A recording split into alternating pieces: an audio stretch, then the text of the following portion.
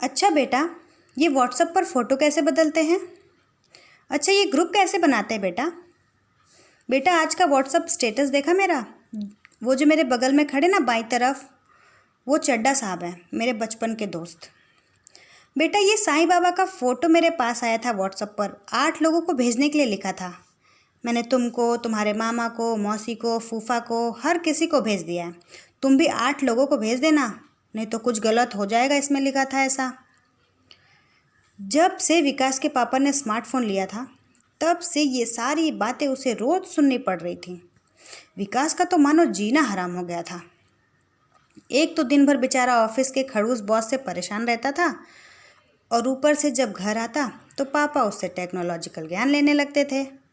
बेटा ये क्या है, बेटा वो क्या है, सुन सुन कर विकास तंग आ चुका था। शुरू शुरू में तो उसने बड़ी खुशी के साथ पापा को व्हाट्सएप चलाना सिखाया था, लेकिन धीरे धीरे वह पापा के सवालों से पक चुका था। कभी कभी तो वो झुंझलाकर पापा को डांट भी देता था।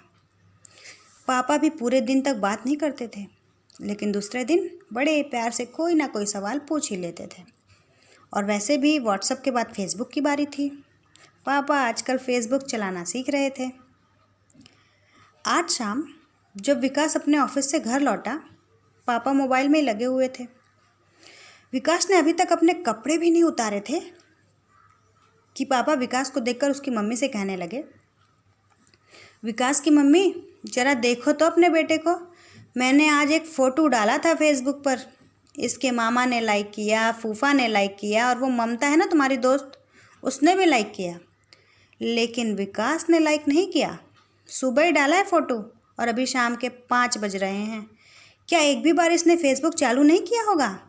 लेकिन नहीं, जमाना मुझे लाइक करेगा, लेकिन अपने खुद की औलाद नहीं करेगा। पापा की बात सुनकर विकास झल्लाते हुए बोला, क्या है पापा ये? मतलब कुछ भी। फेसबुक का फ़ोटो लाइक नहीं किया मैंने, इस पर भी डिस्कशन करेंगे आप? लो, अभी लाइक किए देता हूँ, आप खुश हो? विकास ने जेब से मोबाइल निकालते हुए कहा। विकास को नाराज़ देखकर मम्मी ने पापा पर भुनभुनाते हुए विकास को शांत करवाया। शाम की इस घटना के बाद ना तो पापा ने विकास से बात की और ना ही विकास ने पापा से कुछ पूछा। रात को सब ने साथ में खाना खाया, फिर भी इन दोनों के बीच कोई बातचीत नहीं हुई। खैर, रात गई बात गई। दूसरी सुबह जब विकास ऑफिस जाने के लिए तैयार हो रहा था, तभी पापा मॉर्निंग वॉक करके आए। जेब से मोबाइल निकाला और बरामदे की पड़ी कुर्सी पर बैठ गए।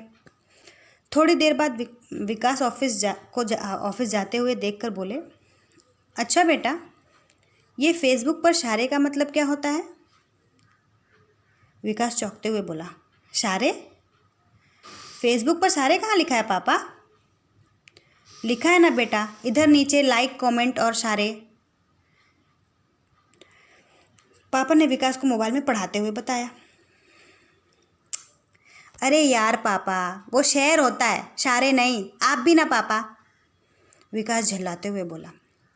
अच्छा अच्छा, तो इसको शेयर पढ़ा जाता है? वाह रे अंग्रेजी, बिना मतलब की, अजीब है एकदम। लिखते कुछ हैं, पढ़ते कुछ हैं। खैर बेटा, तुम मुझे इसका मतलब बता दो बस, पापा ने रिक्वेस्ट करते हुए कहा। पापा, वो शेयर का मतलब होता है शेयर करना। जैसे आप लाइक करते हैं, कमेंट करते हैं, ठीक वैसे शेयर कर सकते हैं। विकास ने पापा को जल्दबाजी में बताया और फिर जाने लगा। शेयर का मतलब शेयर करना, इसका क्या मतलब हुआ भाई? थोड़ा सही से बताओ, पापा ने फिर से विकास से कहा। पापा, अब मैं क्या समझाऊँ आपको?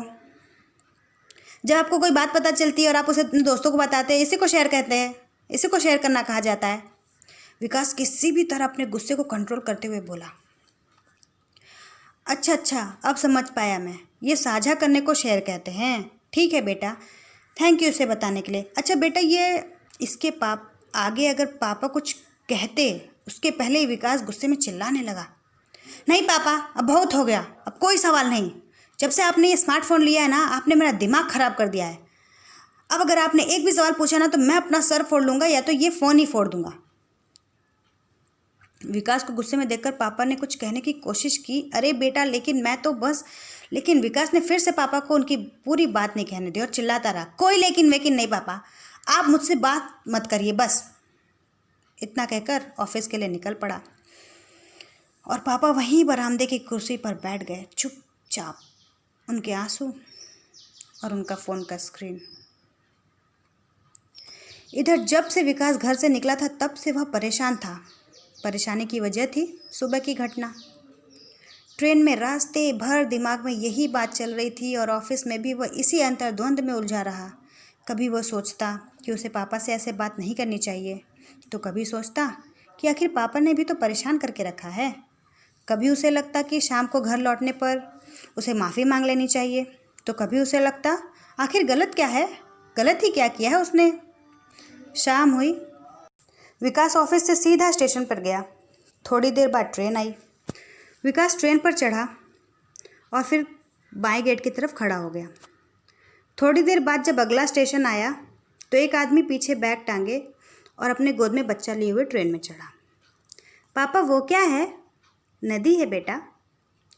विकास, जो कि सुबह की बात सोचकर परेशान हो रहा था, जब उसने यह सवाल सुना तो उसका मन सुबह की बात से हट गया। यह सवाल उस छोटे से बच्चे का अपने पापा से था, जो अभी कुछ देर पहले अपने पापा के साथ ट्रेन में चढ़ा था। अब विकास उन दोनों की बातचीत सुनने लगा। अच्छा, नदी है, ये नदी क्या होती है? नदी नदी होती है, इसमें नाव चलती है, वो देखो। नाव? नाव ऐसा होता है? हाँ, नाव ऐसा होता है। चलो, मैं तुम्हारी मम्मी, दादी, दादा सब इसमें बैठकर घूमने चलेंगे। हाँ। पापा वो क्या है? पेड़ है। पेड़ क्या होता है? बेटा, पेड़ पेड़ होता है। अच्छा, पेड़ पेड़ होता है? हाँ, पेड़ पेड़ होता है। लेकिन पापा ये पेड़ पेड़ क्यों होता है? विकास इन बाप बेटे की बातों को बड़े मज़े से सुन रहा था और उसे उस बाप पर हंसी भी आ रही थी और दया भी। लेकिन एक बात गौर करने लायक यहाँ थी। उस आदमी को अपने बच्चे के सवाल सुनकर अब तक गुस्सा नहीं आया था और ना ही वो एक भी बार झल्लाया था। बच्चे के हर सवाल का जवाब वो हंसते हुए दे रहा था। विकास सोचने लगा, यार, ये बाप बनना वाकई बड़ा मुश्किल काम होता होगा। मैं भी जब छोटा रहा हूँगा तो ऐसे ही पापा को परेशान क्या करता हूँगा, सवाल पूछ पूछ कर। अचानक वो चौंक उठा। आज मैं क्या कर रहा हूँ पापा के साथ? इस बच्चे के सवाल और पापा के सवाल एक जैसे ही तो हैं। फिर मैं इतना इरिटेट क्यों होता हूँ पापा के सवालों से? क्या मैं पापा के साथ 2 पल के लिए बैठ भी नहीं सकता, ताकि मैं उन्हें समझा सकूं कि क्या ज़रूरी है और क्या नहीं?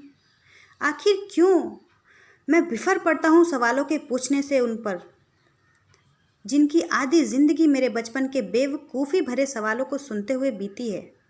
आखिर क्यों? विकास के चश्मे के शीशे उसके आंसुओं से धुंधले हो चुके थे। उसने इन आंसुओं को रोकने की बहुत कोशिश की, पर कमबख्त आंसू कहाँ मानने वाले थे। तभी उसका स्टेशन आ गया। उसने चश्मे को साफ किया और स्टेशन पर उतर गया।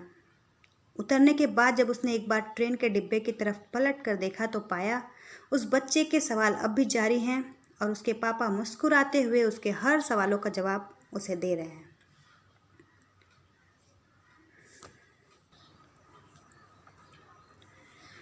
तो आजकल हमारी ज़िंदगी में भी, ऐसे भाग दौड़ भरी ज़िंदगी में, हम सब भी कई बार ऐसी सिचुएशन में फंस जाते हैं, या हमारे सामने ऐसी कई बार सिचुएशन आ जाती है जब हम इरिटेट हो जाते हैं और ऐसे ही झल्ला देते हैं अपने बड़ों पर।